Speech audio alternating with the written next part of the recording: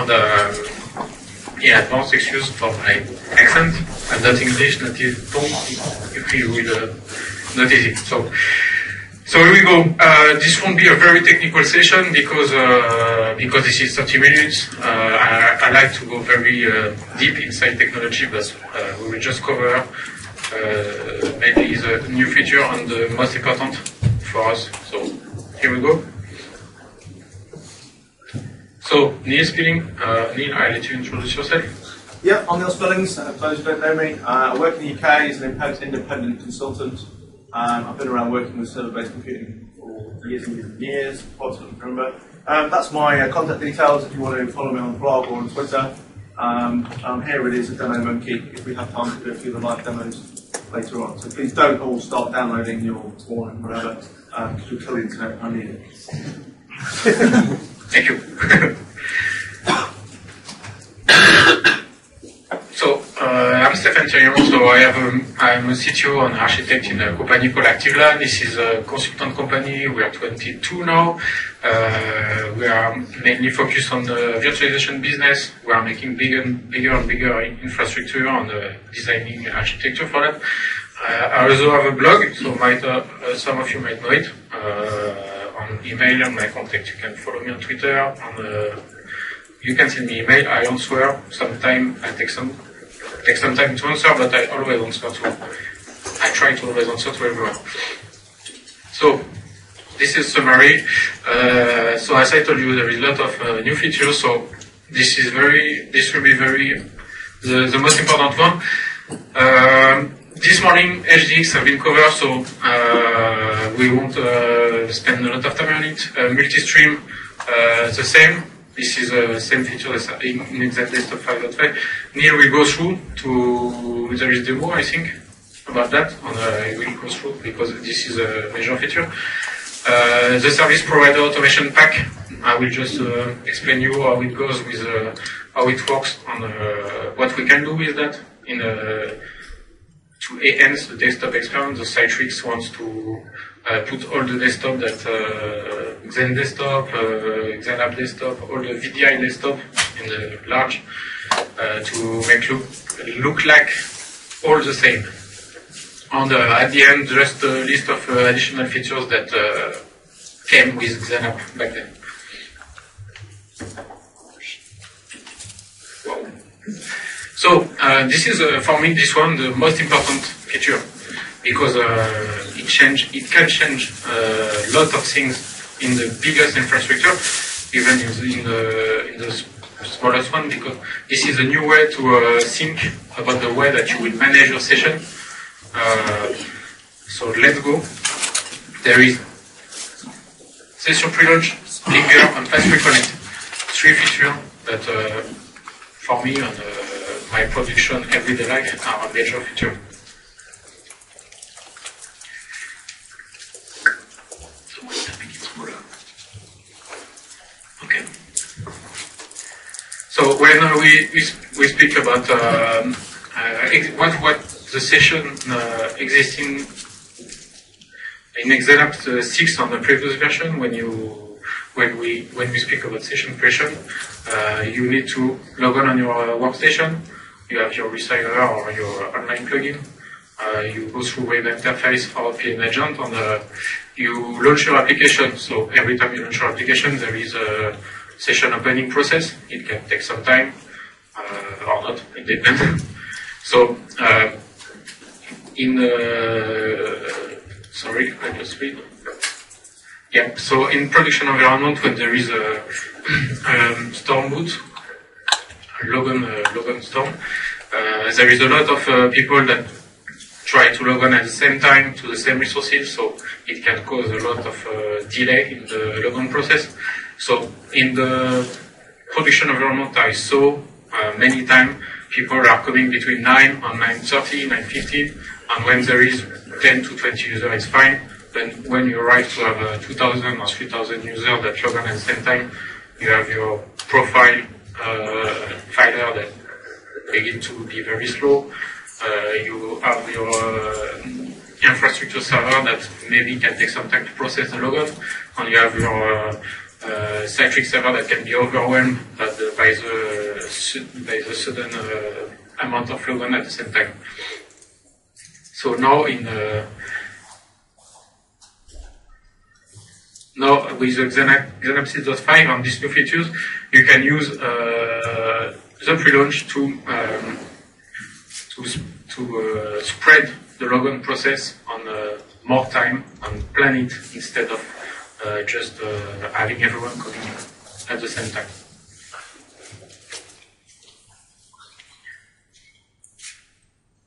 So, when they say that it can provide better than local experience, this is a sentence that I took from Citrix slide.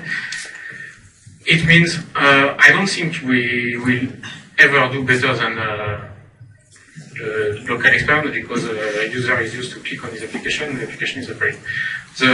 With the pre-launch session, as soon as you log on your computer, your receiver is firing up and the session is launched in background. This is a pre-launch feature. So a dummy process called CTX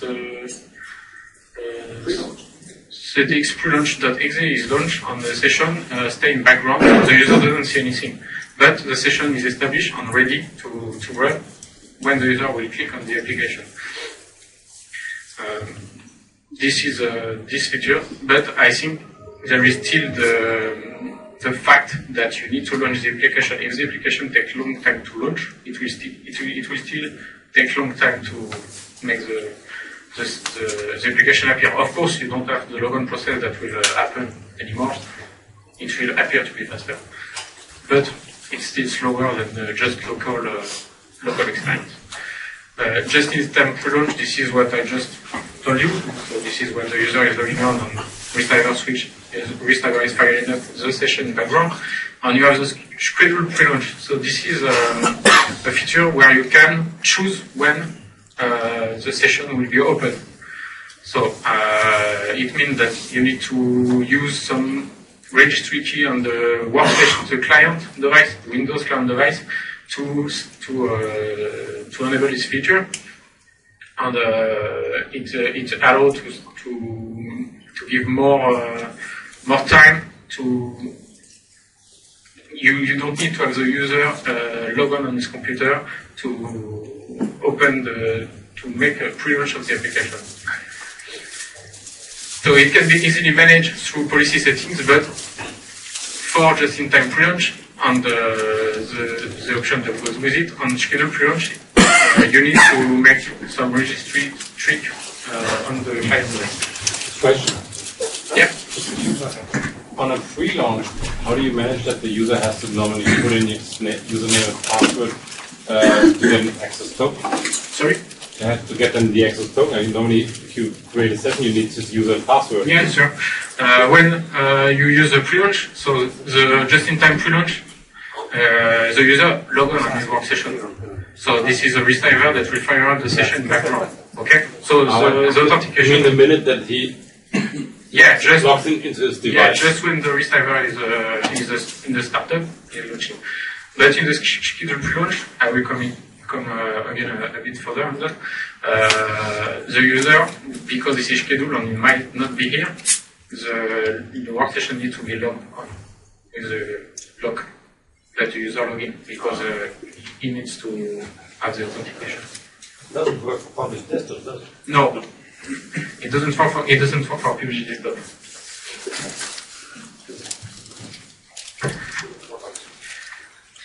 Okay.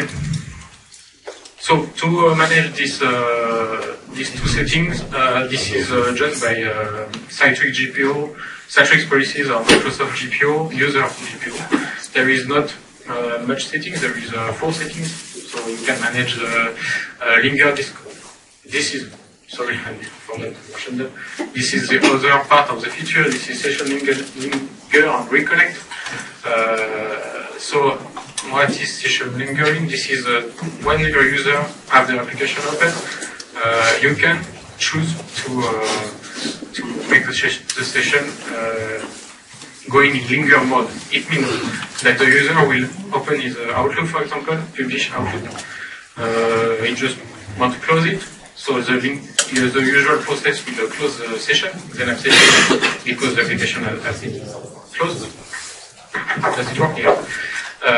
And the session lingering will allow to keep the session open even if the application is closed during a certain amount of time. So using the session sharing, this is a feature that is by default in the lab. If the session is in lingering state, it will allow the user to launch an application without to have the local process appear again, and make of course the experience, the user experience, less good than the fact that when the session is in lingering mode, the application will launch straight without the authentication with the one process. The fast reconnect, this is something that we knew since many years. So this is the fact to use session sharing. So session lingering is just a leverage to the session sharing.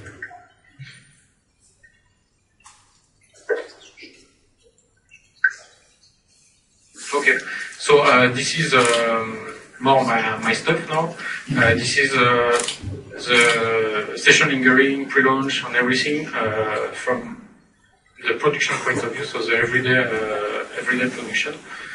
So to configure session pre-launch on lingering fast reconnect setting, this is all going through policies. So XenApp policies are Microsoft policies, user policies to be exact. This one. So you go in the session limit, you have linger disconnect timer interval and linger terminate timer interval. The same for pre-launch. So there is two states of session in both of the pre-launch. So the disconnect timer interval will just disconnect your session, because if you just put session in a linger, it can stay connected during a certain amount of time that you can define in there, and it will consume one license. So as soon as it going in disconnect mode, you won't have this license consumed. The linger terminate will just close the session. This is the same for pre-launch application. You need to know that a pre-launch application will consume one Citrix license, even if the user doesn't launch his pre-launch application. As soon as the session is started in the background, it will consume one Citrix license. So this is the settings that you use for lingering and pre-launch. For the scheduled pre-launch, as I told you, there is some key to manage on the client device to automate the launch of the application. So I can provide more detail, but I won't have time to. It can be just a bit boring because it's just registry key, and you all know registry key. But I can give you detail on link a bit later. You can come to check me on which it. Hey, my turn. Yeah, you want the mic? No, I'll shout. Okay. For those who don't speak French, this is demo. Yeah. Right, hopefully you all haven't logged on to the internet and completely killed it. You need to switch the screen.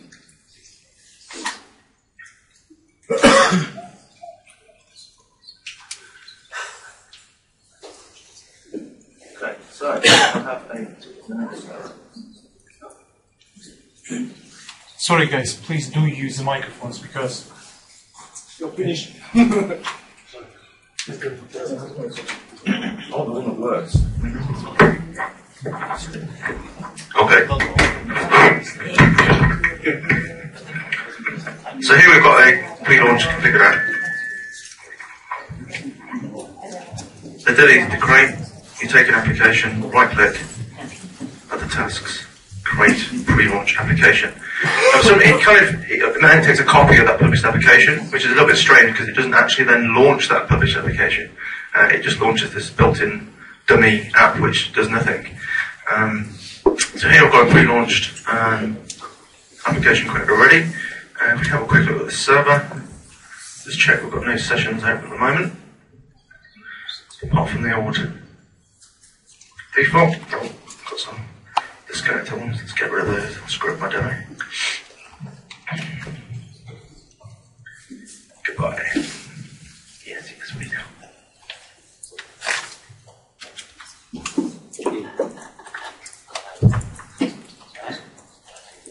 So it is a bit slow.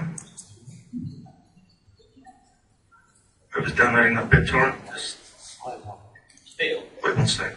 if you stream an app, you already get sort of the link at the default 3 minutes. Yeah.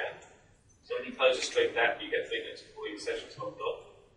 Does this combine or add or replace? It adds. So it basically just keeps the session around from when it was normally logged off, depending on what you configured in the policy.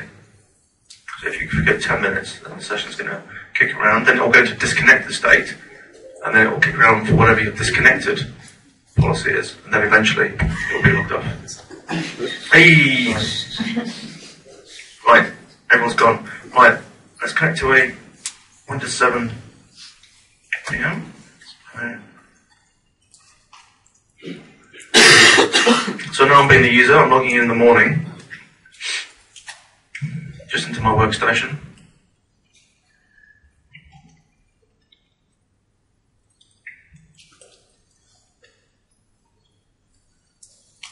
Just okay, right.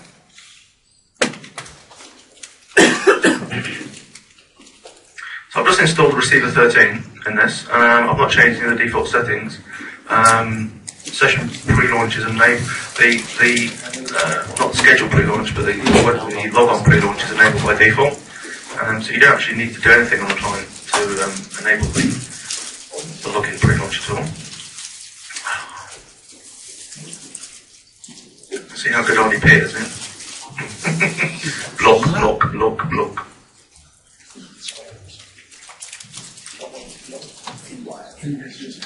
It's just RDP.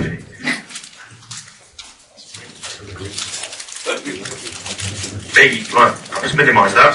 So hopefully now, if I go back to here and refresh, we should see a pre-launch session there.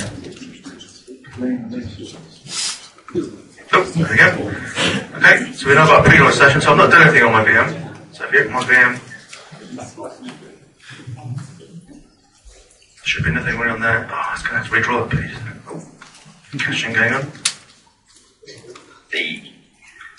So now actually I want to launch my application, and this can be any application. It doesn't have to be the application that I created a pre-launched app for, if you see what I mean, because when I right-clicked on an app and created a pre-launch app, this can be any application that is capable of being session shared on that server.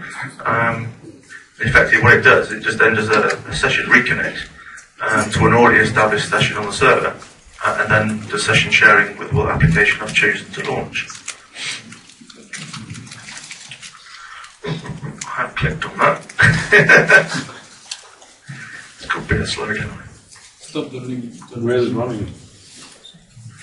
It's running in my cloud lab on the interwebs. I think we've got a very slow. Try turning it off and turning it back on again. Yeah. Oh.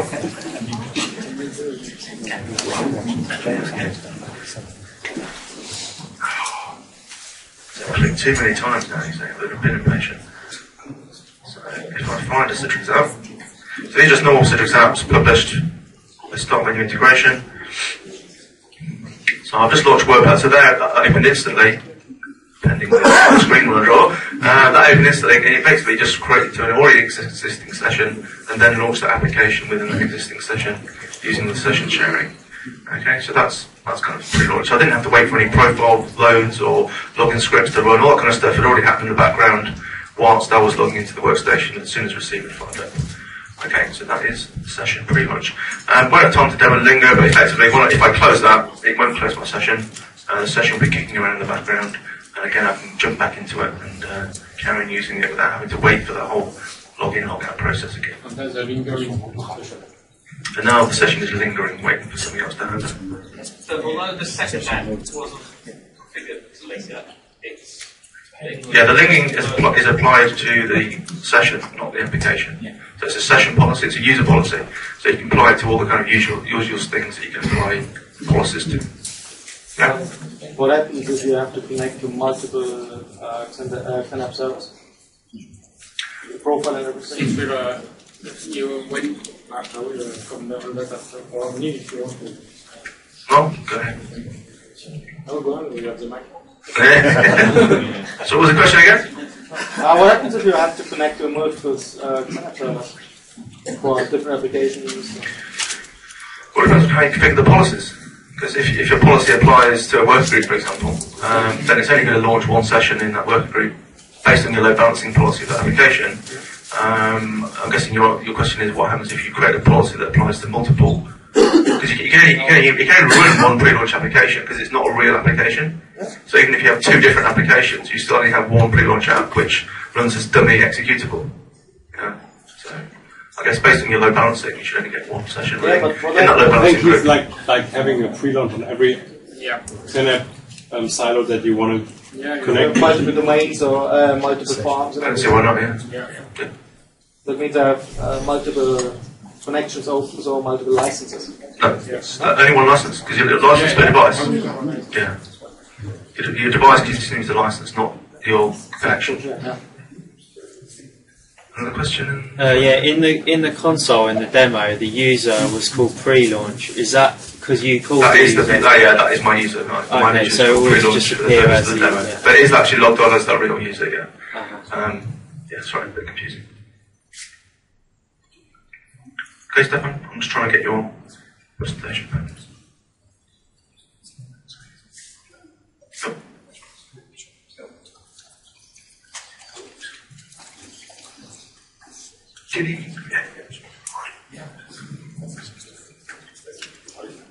So, jumping ahead.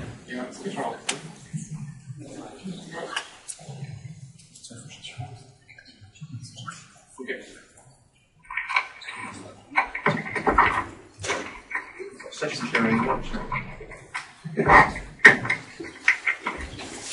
Okay. So when you plan to use, I come back to a question. When you plan to use session pre-launch, your question was, what happens if I have a silo of application? So you need to plan it before, because if you just find it cool and you make all your application to be pre-launch, you will have some garage trouble with load balancing, licensing, and at the end user experience. So you need to maybe make things smart, which means that you need to know your environment very well to know which application is used the most, like the main client, for example. This one, you know that if you pre-launch it, you will gain a lot of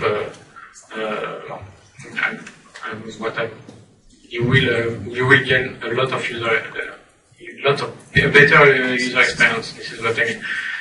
If you have already a lot of silo, so you need to just choose the application that will make the job, that will be able to bring the most connection, that will use the pre-launch. But this is difficult to use.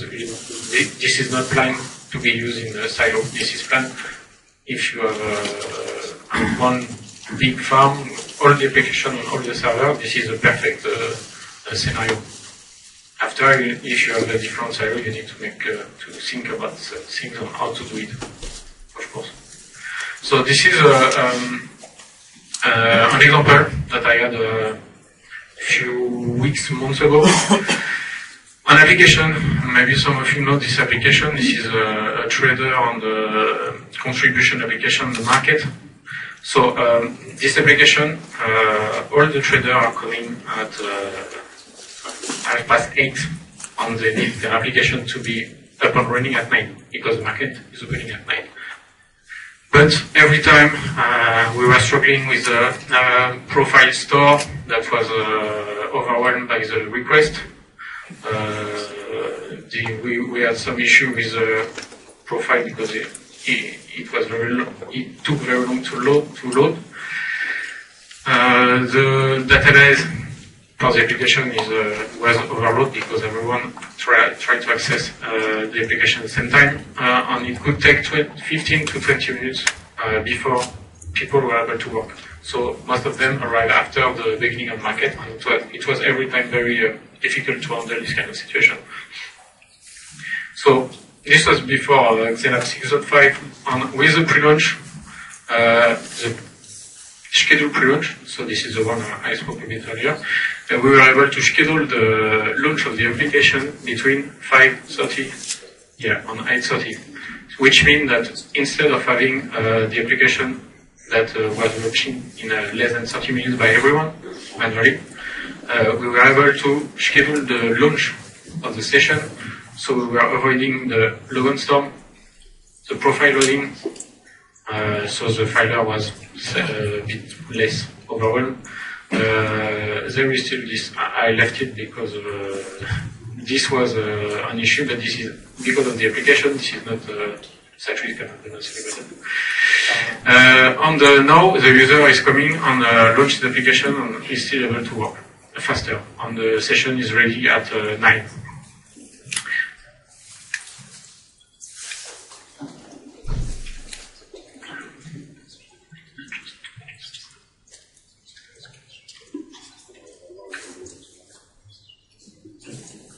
So this is the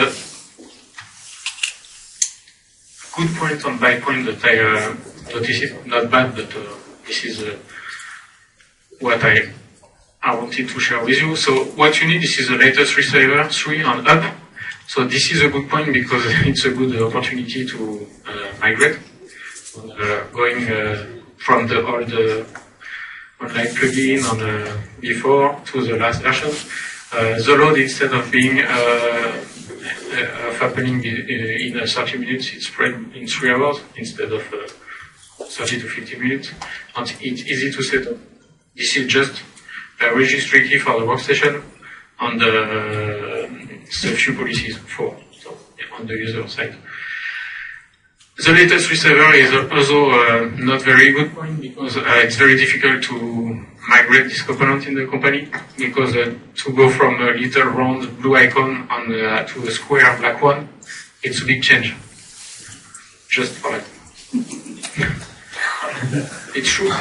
Okay, but I must say you changed this icon in 3 times, in 3 last products 5 times. No, it's also. But it's for a user really. I can tell you that it's something you cannot believe. So. So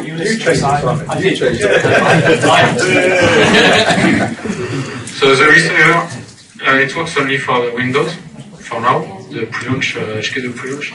I mean, customizing pre-launch using the ICA client ADM file is not supported by Citrix yet. It's written on the documentation. You need to set up some registry on the in there. Everything is in there, so you need to script it, make it as logon script, through your own GPO. This is a feature that I think will be covered on technical very soon by Citrix, because that will be very useful feature. This is a very useful feature. All the links and everything, I will make it available on the website, so just don't, you don't need to write this one because this is quite long URL. So, some just consideration takeaway for this point, everything that we saw. I already told you that when a freelance session is created, it takes up a license immediately, even if the user isn't using this freelance application. When enable for app settings applies to all user server configured onto the application. So this is, we already spoke about that a bit earlier. So upstream. So this is a new version that came a bit after XenApp 6.5, but I wanted to cover it. It has been covered this morning a bit, so I will make it very short. And if we have some time, we'll agree to go a bit further, but that's it. So in this new version, there is VHD streaming. So this is a new option that allows you to profile the application in a VHD file. And this VHD file will be mounted in the RAT cache on the client. So this is it. RAT fast launch and the new signature to be compliant to the FIPS So this is you can still use SHA1 for the legacy of lines. This is just one case to check in the profiling packaging. What's the breadth test? Sorry? What's the breadth test? I haven't been through really, because I knew that some of the session will cover. And I put this link because this is the Synergy link. There is PowerPoint on a video that really, this is 45 minutes, 50 minutes about that, with architecture design, consideration, and everything. And it's a very useful link for app streaming. And we won't have time to cover it, so I need to speed up a bit. So HDX has been covered this morning as well. So I will go up. You already saw all that. Every time I put some link that were very useful, so I encourage you to go to check all this link because this is really a lot of information. I will. You can ask me the PowerPoint. I will give it to you, so you will have everything to go and check. So multi-stream ICA. Ready to go? No, skip over. Carry on. Okay. Okay. So we saw it this morning. This is almost the same as the desktop. And I made some cool that chain, and I think mine are cooler than the Citrix one. Yeah. So Divo. Oh. Okay. So enhanced desktop. So this is I think this is Citrix.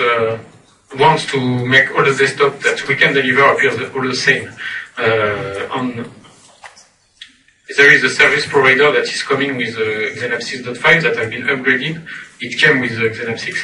So it allows to very easily make your desktop look like that instead of the server one that we know. This is the point I took from Citrix PowerPoint. So we miss, the user doesn't need, of course, to have all the tools, admin tools, server tools. There is no media player shortcut. Everything I was used to do it by myself. I didn't have any script given by Citrix, but it took a lot of time to customize everything and make everything appear. One last time I did it, it was to make Windows 2003 look like Windows XP. It was easily done, but it takes a lot of time. So with just one PowerShell script, you can make your desktop look like a Windows 7. And I think there is a lot of things in this provider. What provider? I don't remember the name exactly.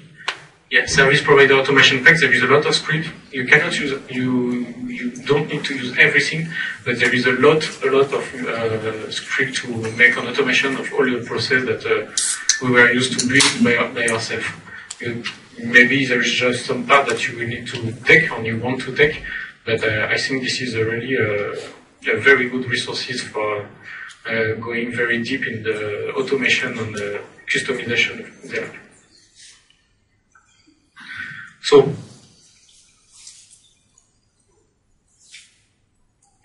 yeah, so the pack is, the service provider automation pack, this is just a small executable file. This is 1.27 megabytes, something like that. It's available in there. You just download it, you click, it installs something somewhere, so you have to find it.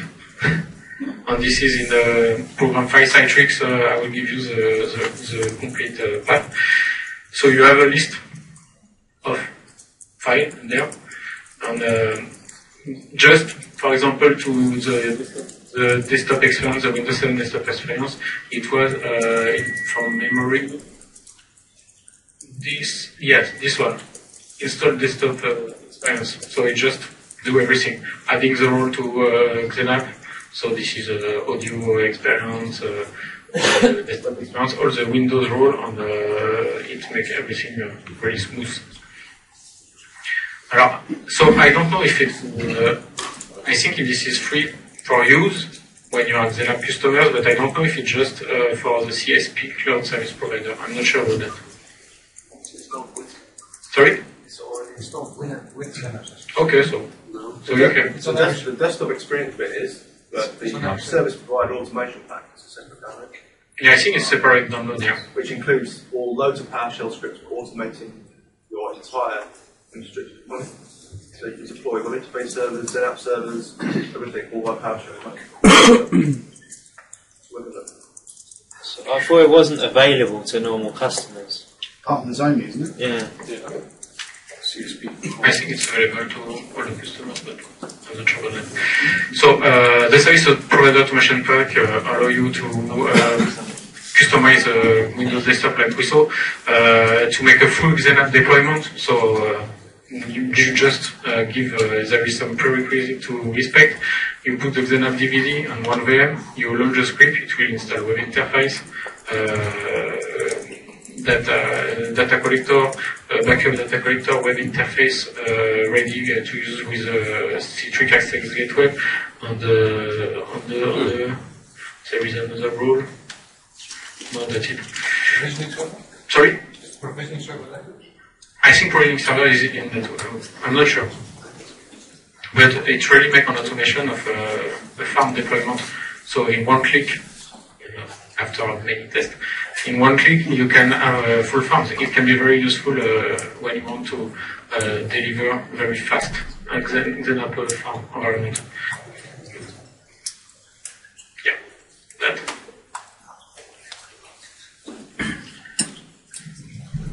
So this is what I told you. So this is all the rule that the licensing server that I forgot, and the XenApp worker server to publish application. So there is no provisioning services.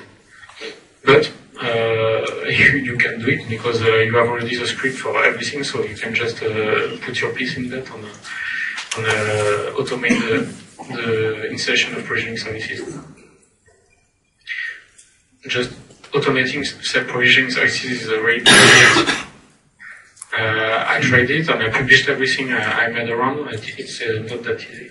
It's a bit complicated. So this is an additional feature, and this is almost the last slide. There is a new version of power and capacity management. This is a very, very cool feature on the product. I don't understand why there is not that much people that are using it, because now it supports Hyper-V on ASX. So before it was just a Xen server. It allows you to launch and to start and stop XenApp server on demand at a certain amount of session. So if you define that there is 20 servers per maximum per XenApp server, once it's reached, this level is reached, it will switch on new XenApp servers. And when the level is less important, it will switch it off. And this is, I use it a lot. So HX policy template, this is in the console. There is a new version of HI, so that support SQL 2008 R2. This was a missing point for me because I had some deployment on that. There is some other features like I think the licensing reporting is a bit better than just going to the console and watch it. You can generate some report now. Migration Center, so I won't go through that because this is the next session of Daniel. And the XenApp Mobility Pack that you saw this morning, so I won't go further either. So, do you have any question? No? You can come to see us and ask everything you want. I like to share on my website. I already share everything on Twitter and everywhere. So it's always a pleasure to exchange with you. Stop sharing quite so much on Twitter. Not every single KB or blog post.